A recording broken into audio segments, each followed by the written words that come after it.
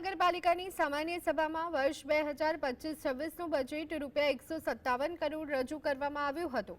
સામાન્ય સભાની બેઠકમાં તમામ ચૂંટાયેલા પ્રતિનિધિઓ હોદ્દેદારો ઉપસ્થિત રહ્યા। કૃષ્ણસાગર તળાવને બ્યુટિફિકેશન માટે બજેટમાં જોગવાઈ કરવામાં આવી છે, તો સાથે બોટાદના તમામ 11 વોર્ડમાં રોડ, રસ્તા, ગટર પાણી, સ્ટ્રીટ લાઇટ સહિતના જરૂરિયાત સંદર્ભે વિકાસની કામગીરી માટે રકમનો ખર્ચ કરવામાં આવશે તેવું બોટાદ નગરપાલિકાના પ્રમુખ દ્વારા જણાવવામાં આવ્યું હતું।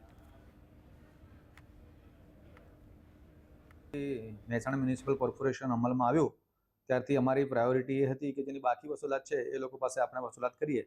ઘણા બધા એવા લોકો હતા કે એમને ખબર પણ નહોતી કે અમારું કેટલું માગણું બાકી છે, તો એ લોકોને પહેલાં અમે પ્રાયોરિટીમાં એવું નક્કી કર્યું કે અમે 8,500 જેટલી નોટિસો પ્રિન્ટ કરાવી અને એ નોટિસો દરેક અમે વોર્ડ વાઇઝ એને વેચણી કરી છે। 8,500 નોટિસો 10,000 ઉપરના જેના માગણા બાકી હતા તમામ લોકોને નોટિસ આપી છે।